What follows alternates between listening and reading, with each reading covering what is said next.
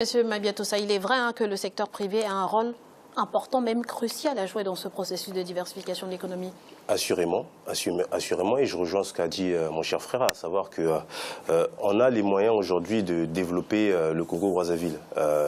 Pour vous donner juste un petit florilège, on va prendre l'agriculture et le tourisme. On le voyait dans le reportage.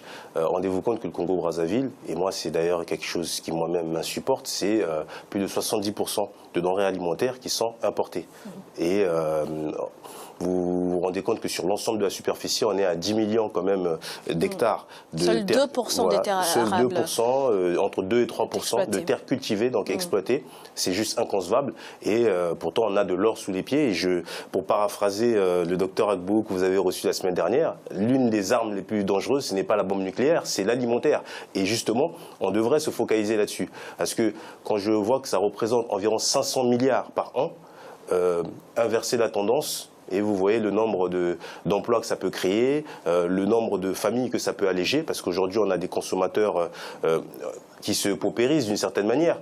Pourquoi? Parce que les denrées alimentaires atteignent des seuils des fois qui ne sont pas accessibles à tout le monde. Et finalement, diversifier l'économie, développer l'agriculture, l'industrialiser surtout, c'est permettre déjà de réduire un peu toutes ces charges au niveau du panier de la ménagère et permettre à des familles de souffler d'une certaine manière. Après, je terminerai par là en parlant du tourisme, qui aussi, Djemal l'a dit tout à l'heure, je prêche peut-être ma paroisse, mais on a parmi les plus beaux paysages au monde. Et qu'est-ce que nous faisons pour les valoriser? Quelles sont les stratégies? Mais quand je parle de stratégie, je parle vraiment de rentrer dans le fond, puisque aujourd'hui, la diversification de l'économie, c'est beaucoup de discours, beaucoup d'analyses, mais on reste sur la forme. Mais moi, ce qui m'intéresse, c'est globalement les stratégies endogènes qui permettent à des actions de se pérenniser sur le long terme. Donc, comment on valorise notre patrimoine?